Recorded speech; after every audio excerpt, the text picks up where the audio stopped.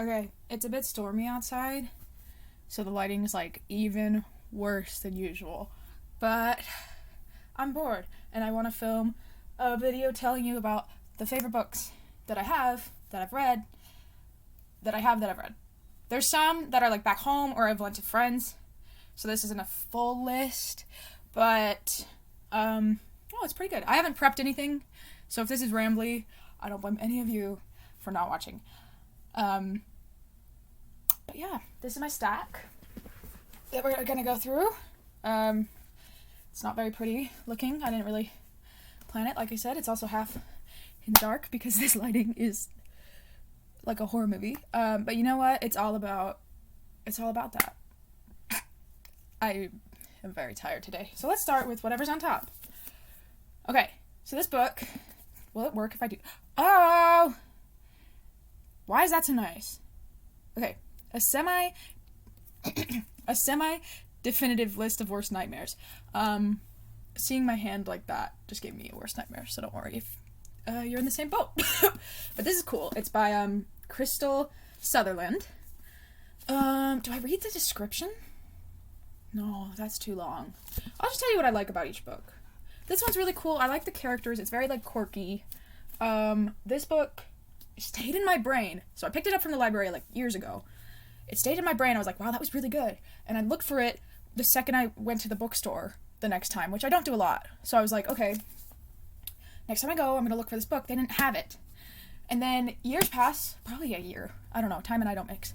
But time passes, and I go and I look for this book again in another bookstore. They don't have it. So I tell them, I say, hey, can you do the thing where you, like, order this book for me, and I'll wait. And then I reread it right away. And it still stands. It's just very fun. I like the story. I like the characters. And yeah, it's very quirky. If you're not into quirky, don't read it. Moving on. Semi-definitive list of worst nightmares. Okay, this one. Whew, this is so cool. What did I do last time? I don't want to give you the weird hand. There we go. This one's called Slade House by David Mitchell, who also wrote Cloud Atlas and The Bone Clocks. I have not read those other two books. The way you can't even see my face. Okay, I've not read those other two books. But I saw this one. Look at this. Okay, so it's got like a square cut out and then like a really pretty map, which you can't really see. But I saw the cover and it was on sale at the bookstore, and I said, wow, two things I love. Cool covers that do this and on sale. There was no reason for buying that besides that. Except it sounded like it was a mystery. And it is. This one's so cool because it stays in your head after you read it. Or at least it did for me. But like, I mean, not really spoilers, but I was just like, whoa. Like, whoa. And I like, it's different, like, points of views. Which is fun. Different timelines. And it's a mystery. And it's got a cool, I don't know if every cover has this, so don't come for me if yours doesn't. Also, the way I'm just progressively slouching more and more. Until you can't see me. Also, I don't know why I'm kind of talking in my customer service voice, so if that goes away halfway through, I called it. But yeah, Slade House, David Mitchell, really fun, really like spooky, and just stays with you. And I love that kind of stuff. This one, oh my gosh, okay. The Lover's, the way I'm like, okay. The Lover's Dictionary by David Levithan, I think. So I had a friend who gifted this to me because it was one of her favorites at the time. It might still be her favorite. I don't really know. But they gave this to me, and I said, thank you. As one does. And then I read it. And you can read it pretty much in one sitting. I think I've read it on the plane a couple times. I'd like to bring this on airplanes because it's the way it's formatted. This book's amazing. The way it's formatted is just definitions like a dictionary, but each word has either like a story or a blurb. It's very, very, very, very cool. Very, very, very original. And it all has to do with just love and relationships, which is something that always fascinates me. I love talking about that. Especially with that friend. Like, we used to talk about it all the time. So they gave this to me, and I cherish it, and I love it, and every time I reread it, like, a different word will hit, or, like, a couple of them will hit different, and I'm like, wow, like, this is where I am with my relationship with the word love, or with people. But yeah, it's really, really cool. I'm actually going to read you a blurb from this one. I'm just going to flip.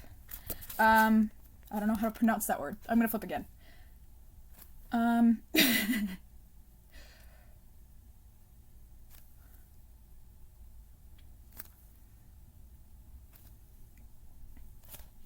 I don't know how to pronounce like any of these words. I'm getting scared. I'm overthinking.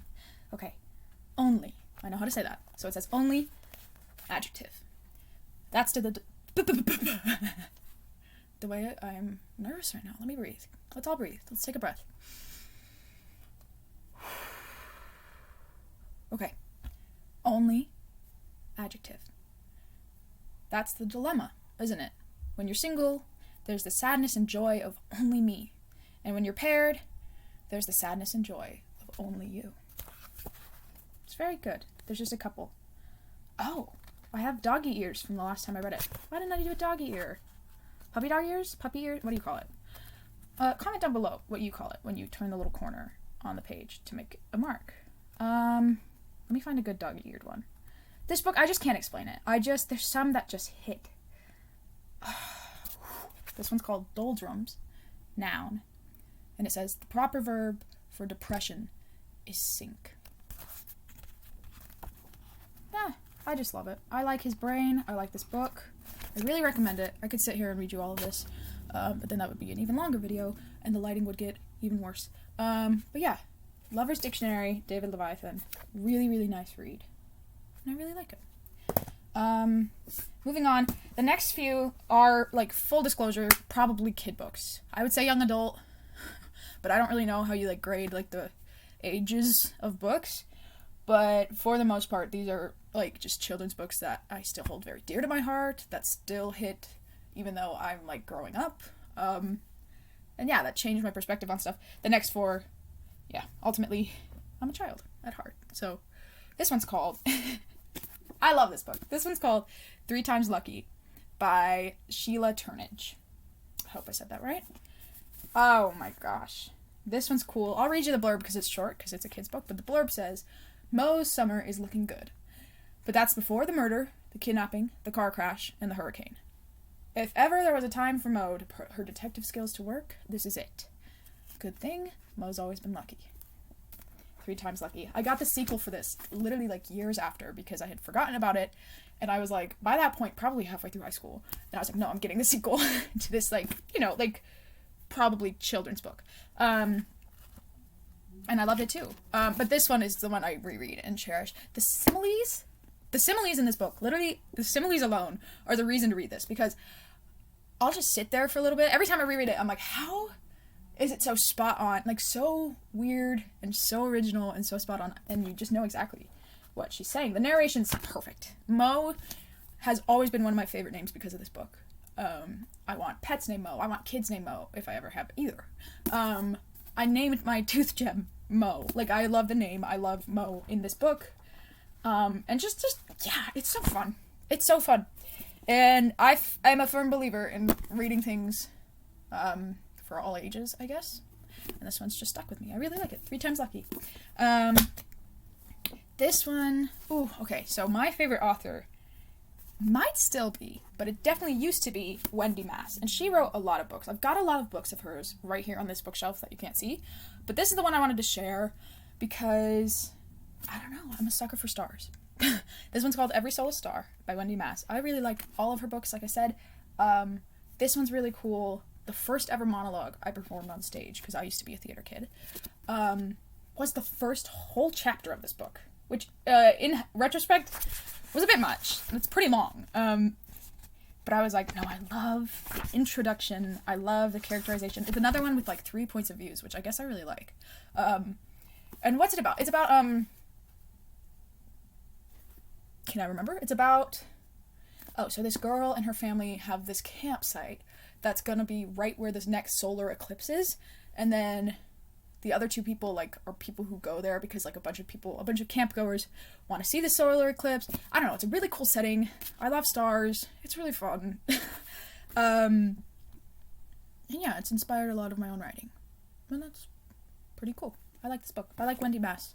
Another good, like, younger person's author. I don't want to say they're kids' books because I still read them, but I guess I'm young. I don't know.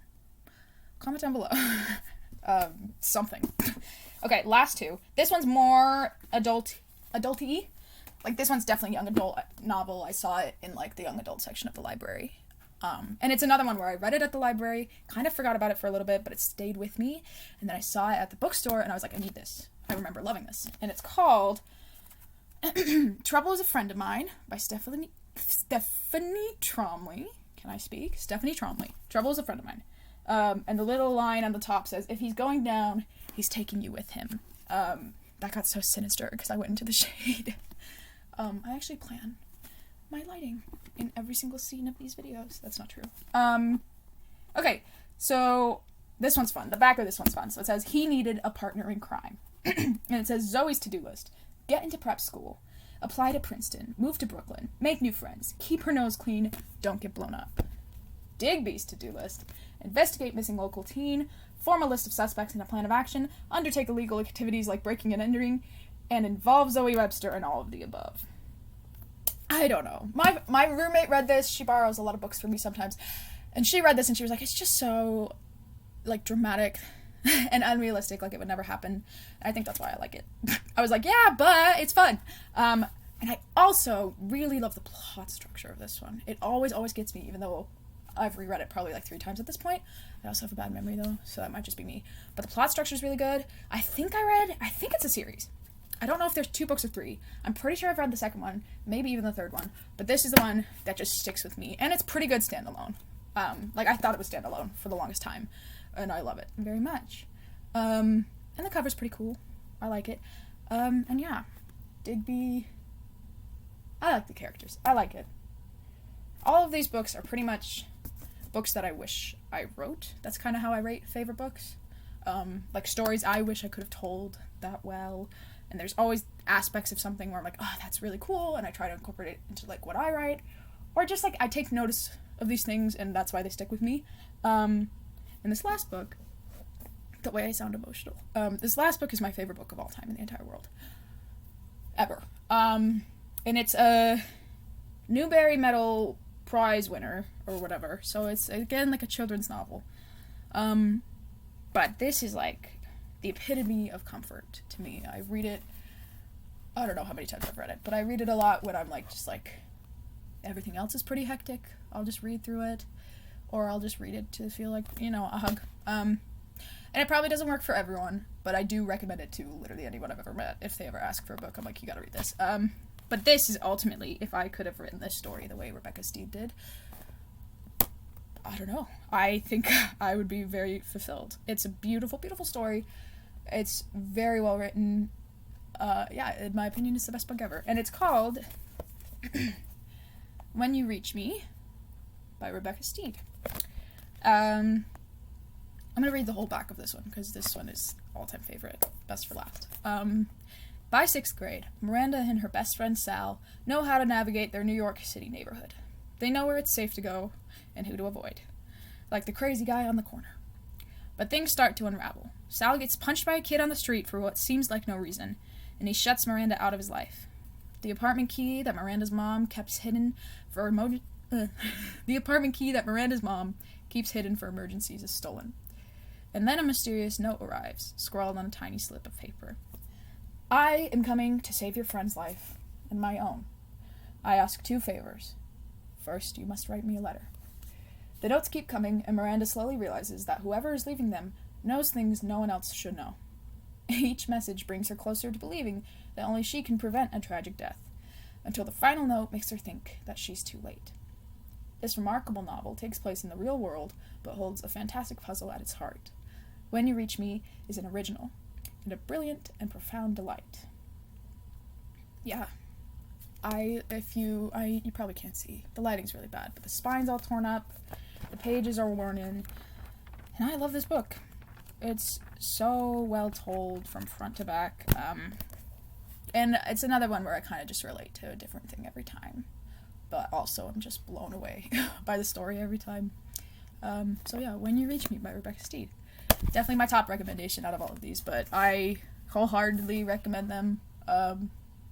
Don't feel bad for not reading them. I've read a lot of things, and I will read a lot more. Maybe might make new book videos, but I don't know. I can't really read without messing up, in case you didn't notice. But yeah, that's this video.